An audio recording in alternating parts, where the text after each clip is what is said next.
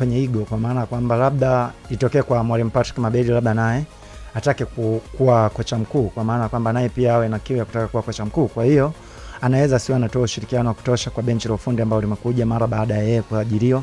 Kwa hiyo ndio changamoto kubwa, lakini kama Patrick Mabedi akastiki kwenye nafasi yake kwa kuwa alitambulishwa mapema kama ni kocha msaidizi na akastiki hapa kwenye eneo lake, naamini anaweza kuwa na msaada mkubwa sana kwa benchi jipya la Yanga ambao ametambulisha, kwa maana kwamba yeye anaweza kuwapa ABC za wachezaji ambao wanataka kufahamu, kwa maana kwamba labda nikitaka nimuelekeze Pacome njia gani ambayo naweza kutumia kumwelekeza, nikitaka kufanya hivi kucommunicate na wachezaji na mchezaji asijisikie vibaya, hata kama nikitaka kumkosoa lugha gani ambayo niweze kwenda kuitumia mbele ya huyo mchezaji. Kwa kuna vitu vingi kwa mwalimu ambaye ametangulia, kama atataka kusimama kwenye nafasi yake anaweza kuwa msaada kwa benchi ambayo litakuja mbele yake, inaweza kuwa ni faida kubwa sana. Lakini kama Patrick Mabedi naye atakuwa na kitamani kiti cha ukocha mkuu, hapa ndipo ambapo changamoto nyingi huwa zinaanza, kwa maana kwamba labda yeye pia anatamani kuwa kocha mkuu.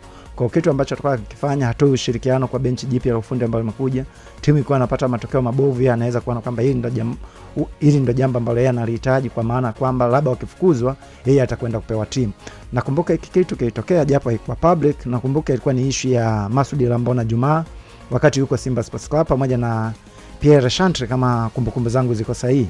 Walikuwa ni kama hawaelewani, kwa maana kwamba Iramba na Juma yeye alikuwa anahitaji kuweza kutumia back 3 na alikuwa anaamini kwamba ana uwezo wa kufanikiwa kwenye formation ile.